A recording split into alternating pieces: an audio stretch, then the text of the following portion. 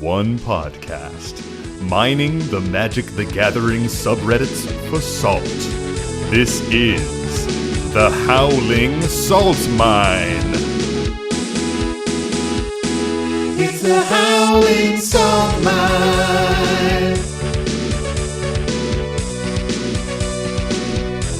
The Howling Salt Mine.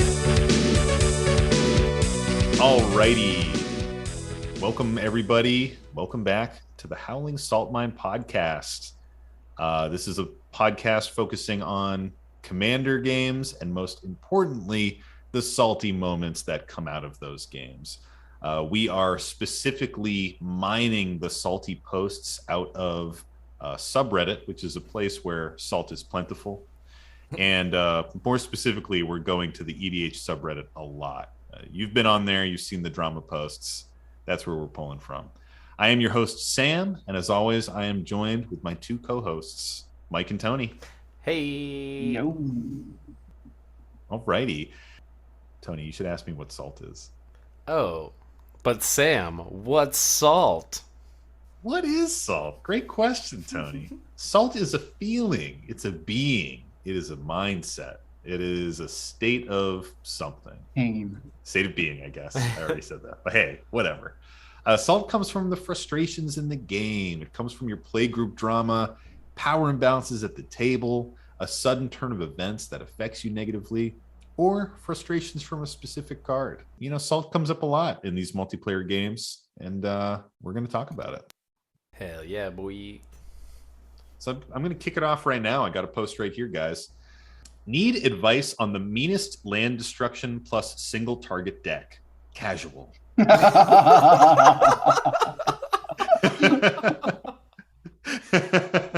Oh, and this yes. is posted. This is posted today by user not a taken username. This is great. Buckle up. So I am looking for the meanest deck. Some background story below. I have no intention to win the game, just to get my revenge one game, call it even, and move on with casual commander.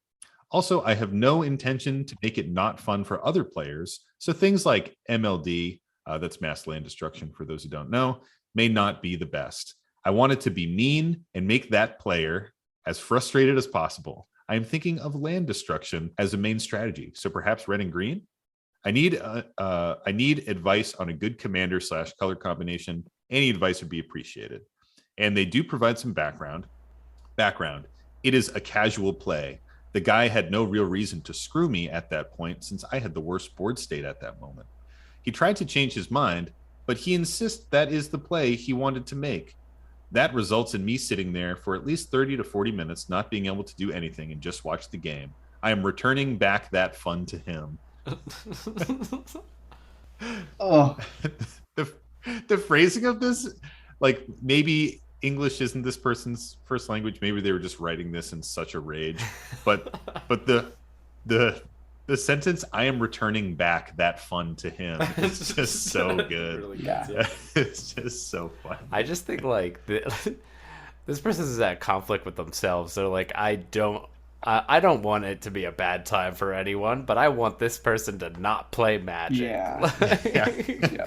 Well, they don't want it to be a bad time for other players, but they want to specifically target one player, that guy, that player, and make them very unhappy. This is really high levels of salt to like build a new deck specifically with no point in winning, exclusively to fuck someone over.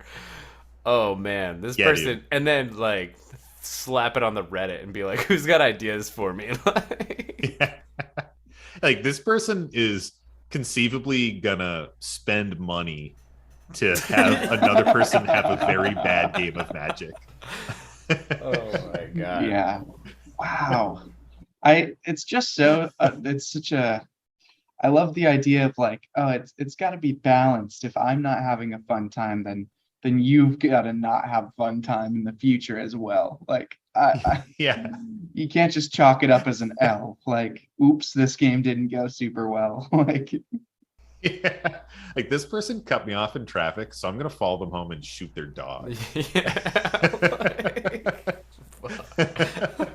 That said, I will say I do love the idea of just sometimes making a deck with just one single-minded, stupid purpose, whether it's like to hose, one strategy, like I had a Yasharn deck for a while, and the whole thing was, oh, we've been playing a lot of decks that sacrifice stuff.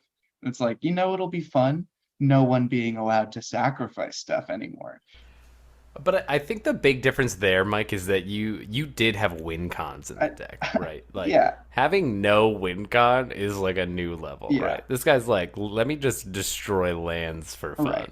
Yeah, this is like pure fury. And that was targeting strategies, right? Not targeting a player. Like that's very different. Yeah, like there's a difference between like, Tony's been kicking our asses with a prismatic bridge deck, so let's all slot in more enchantment removal. Versus like Tony's been kicking our asses with a prismatic bridge deck, so I'm gonna make a Talrand counterspell deck and specifically fuck Tony and just crush him. Yeah, like this is brutally salty. So what are some of the responses to that? What do our friends on the internet have to say? Are people like, what's wrong with you, or are people here like, here's a deck list? Oh man, there's some good ones in here. The first one says, building a deck for a single game/player seems super petty, but if you're fully committed, you do you. Kamal Fist of Krosa with Pinger Tribal. Turn all his lands into 1/1s and pick them off. That's pretty good. That is some nice tech. That's at least spicy. This other one says, my advice, get over it and don't waste any more time on this, neither yours nor theirs. And then OP responds and says, yeah, I thought about that too. I already have a mono blue deck that I can just go counter everything you play for one game and call it even. Like, that is not what that person said. Like, you did not read that person's response. It also like, just get over it. And he's like, yeah, you're right. I'll just counterspell all of their shit. It does also raise the question, like, does this guy anticipate that he's going to be having fun stopping the other player from having fun for a game? Because if not, then it just means that he's having 2 bad games and the other guy's having 1 bad game. Yeah, man. I get the sense that he's gonna enjoy it. Fair. You never know though, because like sometimes those decks that are built with such a narrow purpose are bad. For sure. Like when you're building a deck out of evil, are you really putting in like the right ramp packages, and is it gonna like play Are consistently? you trying to say that the true strength of the deck is the friends we make along the way, Sam? Exactly. I mean, the true magic is friendship, guys. The Gathering. Not it's called Magic the Gathering, not Magic the Isolation. Deep, dude. Yeah, thanks, man. Thanks, dude. Super deep. Yeah, there's some other good ones in here. Someone mentions like a Muldrotha deck, where you're like recurring really annoying stacks pieces, Lord Windgrace land destruction. I mean, there's some salty decks out there. It ain't too hard to do. I think we already know it, but overall salt ranking. Oh, I think this is like the brine that you put a turkey in around Thanksgiving. Yeah. Like a 2-day brine. Yeah. Yep. Nice. So salty it's trying to make someone else salty. Yeah. Yeah, exactly. This is the kind of thing where what's that saying where like you're trying to drink enough poison where you can make the other person sick. Yeah. It's like that's never gonna happen. Yeah. Just like get over it. You had a shitty game. It happens to everybody. For real. So Sam, hit me with another one. Yeah, dude. Definitely. So how about this one? Thoughts on targeting a player right before quitting the game. And this comes to us from user I Hate Mary Fisher. I don't know who Mary Fisher is. This person doesn't like him. TLDR, attacking a player with everything right before quitting. I was on spell table, and one of the players said he had to leave at 9, no matter what. So we're playing, and he sees me as the biggest threat, mostly because I have a Strionic Resonator, and it's a Zedru deck. So he's getting like some doubled up triggers and stuff like that. Is this you, Mike? He might be drawing like 4 or 5 cards and then doubling that right now every turn, but still not insane. Yeah, I mean, that could be good. After attacking me for several turns, it gets close to 9. He attacks me with everything, which I fend off with heavy losses. Then he destroys my Strionic Resonator, saying, "It's a combo piece. I have to go, but I'm going to make sure the rest of you guys don't have to deal with it. Have a good night, y'all." And then he leaves on time at 9. Thoughts? And then he's got some other things in here about like threat assessment. You get those posting edits where someone comes in and they have some additional thoughts on it.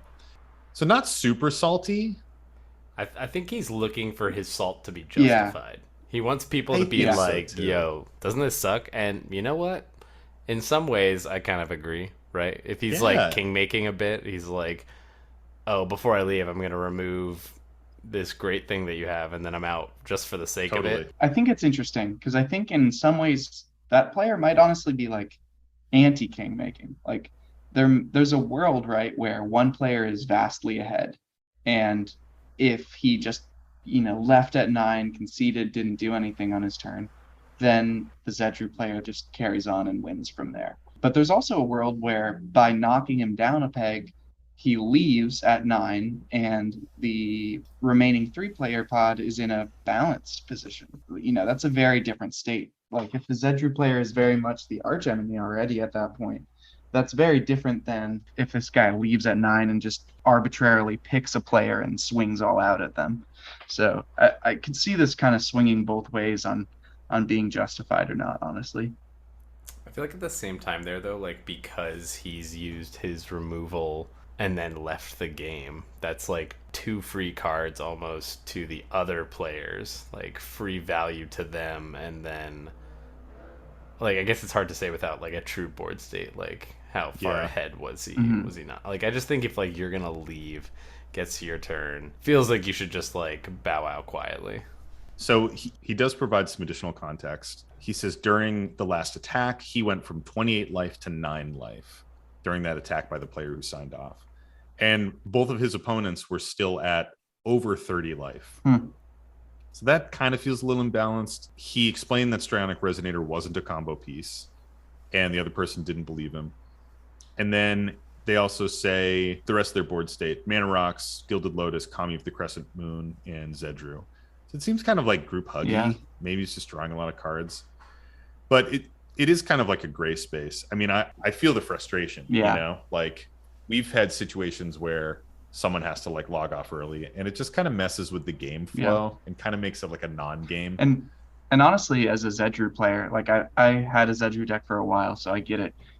A player leaving the game typically is enough of a hit on you as the Zedru player anyway, because you're trying to be able to dish. Totally. You're trying to be able to dish permanents out to people, and I don't know if this other guy had permanents of the Zedru players, but like if you did, even that is a huge hit. So losing the target in itself is bad, but getting hit on the way out, that would be awful.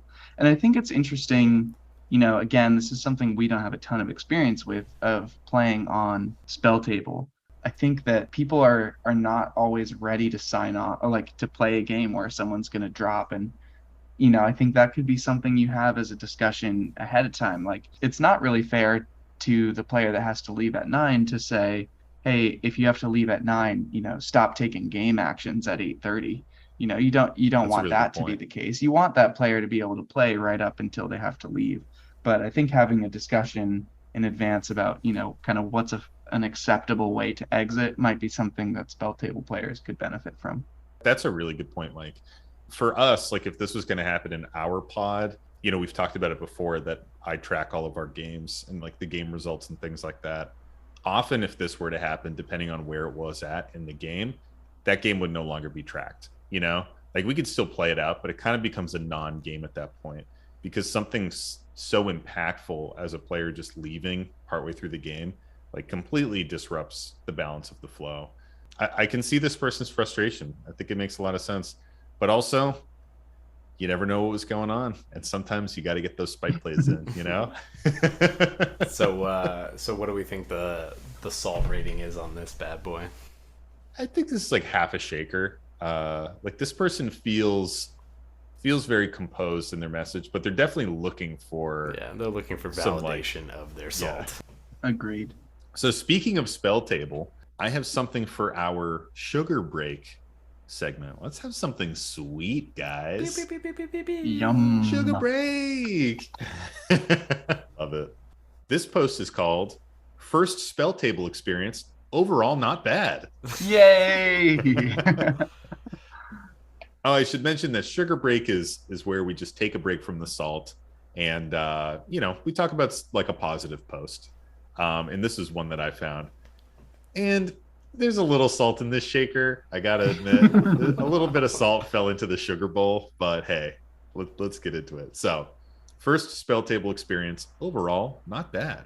And this is by user Greyhame888. If you see them on the subreddit, give them an upvote. Okay, this is a long one. I'm not going to read it all. Basically, this guy hasn't played in a couple of years, sold his collection. Actually, this is really interesting. Sold his collection in December 2019, right before COVID hit. Just like wild. Started to get proxies and play again, and then learned about Spell Table. And now I'll jump back in. Anyways, all of his new cards arrived, so I decided to try out Spell Table. Took about 15 minutes to find a fresh pod, but had a good Rule Zero talk, and we shuffled up. I played Xenagos, God of Revels.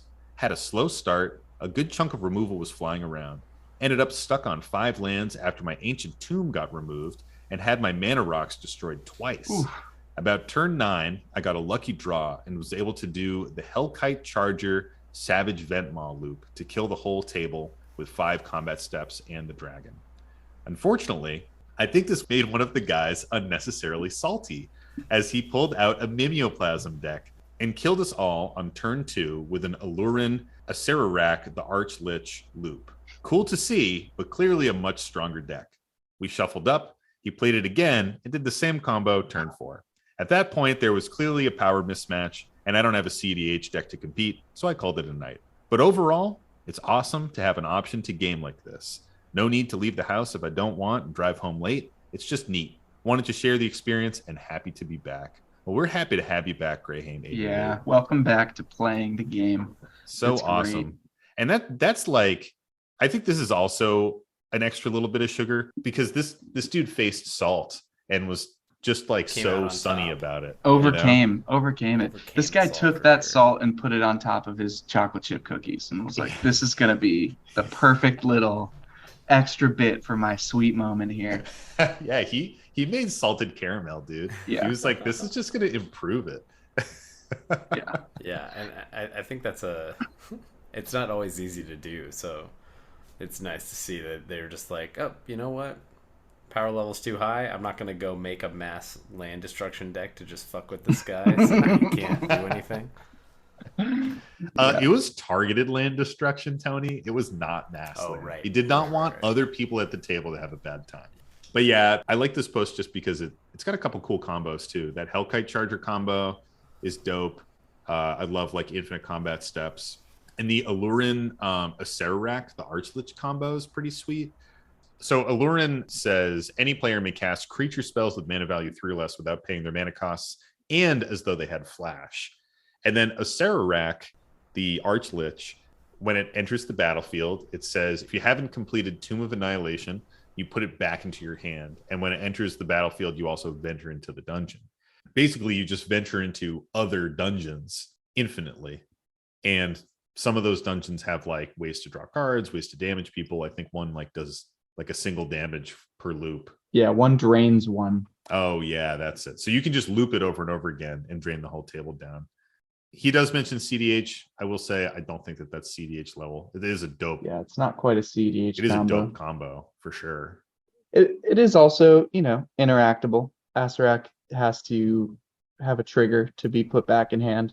So it's on the board briefly. If someone had instant speed Yep. removal, they might be able but to deal like, with it. again, he was saying like turn 2 didn't Totally. sound like the power level of the other decks around. Yeah, were turn ready 2, for that's that not kind of interaction. Totally. Yeah, I mean this is like fringe CDH. It's still imbalanced. Like he still got the ramp package and the fast mana to bust it out early. Anyhow, a little bit of sugar. Nice. So I got one more salty post I want to read. This post is titled Take Back Etiquette, and it comes to us from user Saint Brosif 420.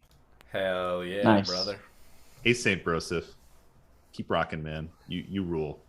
Everyone give Saint Brosif an upvote if you see him in the subreddits. Saint Brosif says, My play group is generally very relaxed when it comes to taking back misplays. Everybody forgets a trigger or taps their mana incorrectly at some point. No big deal. However, I encountered a problem recently. During a gaming session, multiple people in my play group took back game-altering misplays, which was fine. It's a casual format, and if you need to change one small thing so you can win or pop off in a big way, that's totally cool. The problem came when in our 6th game, a high-powered showdown, I accidentally tapped mana incorrectly and led me to not being able to win. I noticed this shortly after it happened and asked if I could change it around. Mind you, up until this point, everybody else had corrected a mistake at some point. 2 people at the table said, sure, no big deal. But the 4th player at the table said, I'm not cool with that because you should have seen your mistake and it could win you the game and I might be able to win. I wasn't going to cause issues about it, so I just left my mistake in place and passed the turn. But it left me with a bad feeling. Salt. I always try to have fun first and let other people do their thing, but that same courtesy isn't always extended to me. I totally get being a stickler if it's a tournament or something, but this wasn't that kind of environment. I'm not sure what the point of all this was. Just wanted to rant more or less. How does your group handle takebacks and misplays? Great post. Yeah. I think it really hits the nail on the head there of the contrast between the format being casual, but everybody still at the bottom also wanting to win a little bit. Mm-hmm. And it really does make the take backsies kind of piece of the game really, really painful to navigate. I think in general, early on in pods, when people are starting to take things back, it can be a huge cause. I think one of the worst parts about it is that it's like naturally very much a gray area. So if one person takes back a card they cast, that's very different than one person tapping one land and then taking that back. So Totally. There's such a spectrum of what the take back can be that it can be pretty tough. And it can also be tricky on how far back you're willing to go on the take back. You know, are you willing to like revert board state? Maybe not. So I'm not sure what happened here, but it could have been some level of that. Yeah, I think within our own pod, like, that's like a lot of it. So, like, the general rule is on CDH, there's no takebacks at all. And in casual, as long as you're not, like, altering board state or doing anything insane, we're, like, pretty chill about it. But that's, like, understood, right? It's kind of like how we discussed it beforehand. Occasionally, our other pod member Nick will like try and do some squirrely shit, but most of the time we're chill. Yeah, I mean, you definitely said it right there, Tony, with like the difference between how we approach casual and CDH. I also want to point out what Mike was saying about like when you first start playing Magic, how that can be a big frustration. Often when you play into an obvious gotcha moment or you forget the board state, those are so salt inducing because your gut reaction is to say, oh, I forgot, like, let me take it back, you know? And it leads to those take backsies moments that can be really frustrating. I do want to say, I think this person handled this really well. I don't think this is like a super salty post, but it had the potential to be there. And I think this is a situation a lot of people feel salt in. But I think they handled it pretty well. And to just be like, hey, it was fine, whatever, no big deal. But that situation hit them in a weird way. Also, shout out to that pod for getting 6 games in. I'm impressed by that. Champs, dude. Curious, like how long they were playing. Like, I don't know. Yeah, is that 6 either games way in 2 hours, or like crushing a Magic day for like 8 hours, slamming games? Dude, I mean, either way, like that is awesome and impressive. Yeah, power to them, no matter what on that. Someone in the comments section does bring up some like different ways of doing takebacks, and their user Sugi time, and is that like a sex thing? Who knows? And they say I use some mixture of the below, but I talk about what people want in my rule 0. They mostly play online in random groups. CDH is letter of the law, no takebacks at all. And this person says some other style I haven't named yet style. If you haven't gained new information, you get the take back. I think we do that a lot in our casual games. Yeah, I think that's mostly ours. Like if you're playing a spell that draws you cards and then you're like, oh, I didn't actually want to do that. Like, tough shit. You drew cards. Or, materially changed the board state in any way. Casual style, all take backs are good. And then this is the best one. Faux casual style, all take backs are good unless it wins you the game or I lose the game, in which case, fuck you. Yeah, and I think that's what was employed in the Reddit in the That's post. definitely here. the one from the post. Super good. Well, carry on, Saint Barossa 420. You seem as chill as your dope username.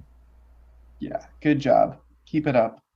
But also maybe stand up for yourself a little bit and just take it back.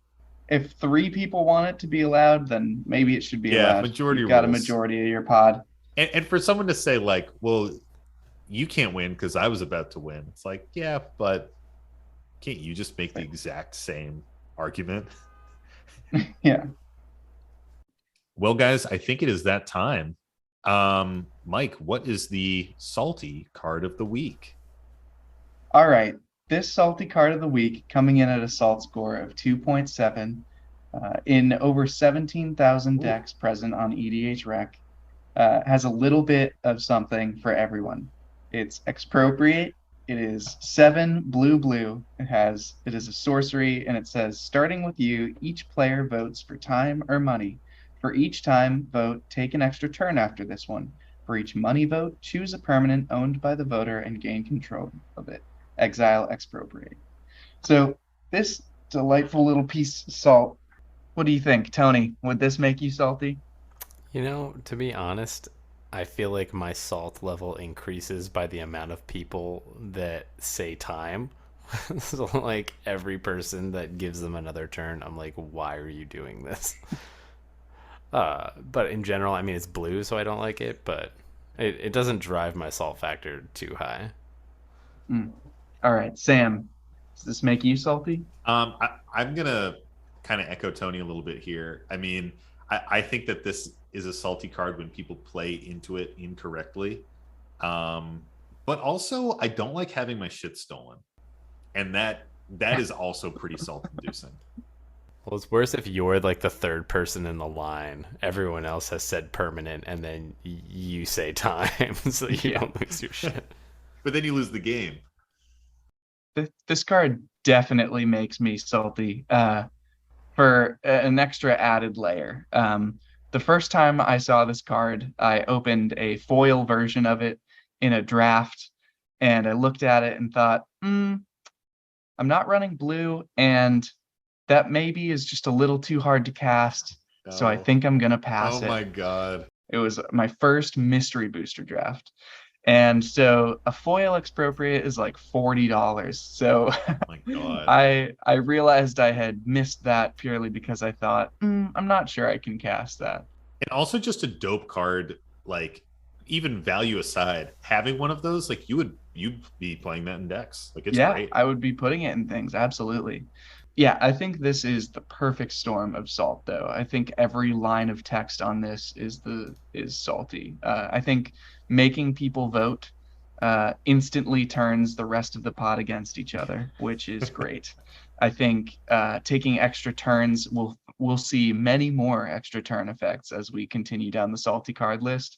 And taking people's permanents is also one of the highlights of salt-inducing effects. Yeah. So Expropriate, I think, great card for inducing salt if that's what you're trying to find. And it's also one hell of a win con. If one person mistakenly gives you time, because you're giving yourself time for sure, like 2 extra turns, you're gonna be winning. This is also where I feel the salt. Like, it grows with the card, because if they don't win after it, I'm like, what the fuck did you twiddle yourself for 2 turns for then, my friend? I mean, it's still value. I mean, how much mana is it again, Mike? It's 9 mana, 7 blue. There's nothing worse than somebody casting something like that, getting 2 or 3 extra turns and whiffing, right? Because then it's like, all right, you actually just took like 20 minutes trying to figure out if you could beat us, and then you did. I think whenever you need to rely on like the good judgment of other people at your table, that can be very salt-inducing as well. For sure. It's like, okay, everybody make the right decision. And maybe this makes the final cut of the episode, but 2 for 2, blue being salty colors for salty card of the day. Just saying. Well, that is our show, guys. Let's do some housekeeping. Do you guys have any Magic the Gathering news or personal Magic the Gathering news you want to talk about? For me, I stream most days 2 to 5 on Twitch TV/Siloturk, SILOTURC. I do a lot of limited, but I've recently brewed up a 4-color grandparent wedding deck list that is also fun. So stop by and check out what that actually means. Yeah, always a good time. Tony, you got anything to plug? Anything to mention? Nope.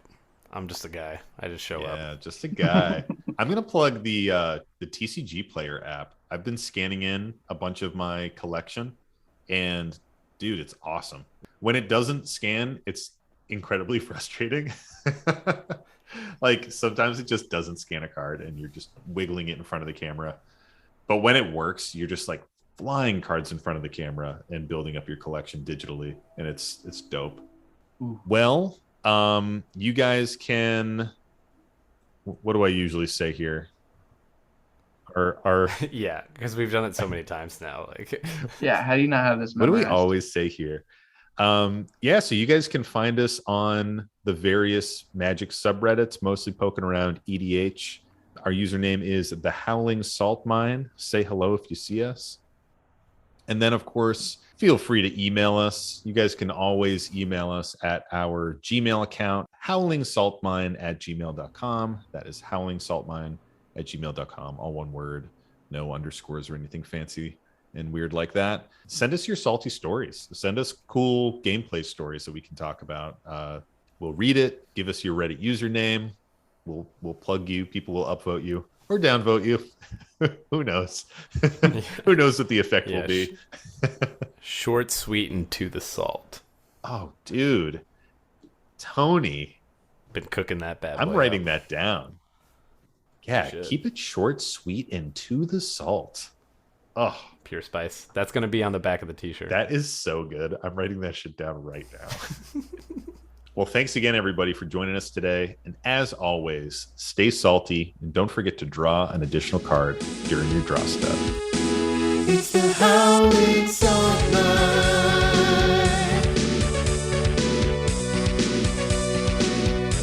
The Howling Salt Mine. Honestly, the final countdown. A final countdown parody might be really good.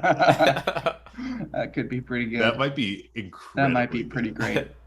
And if we ever get a cease and desist, then we know that we've made it big. Yo, for I feel like we'd be within parody. But then you have to retcon every fucking episode, don't you? Wouldn't Exactly. we be within like parody? What's Yeah, parody fair use. What's up with that? It's fair use. It's parody law. We don't know anything. We don't know anything about it.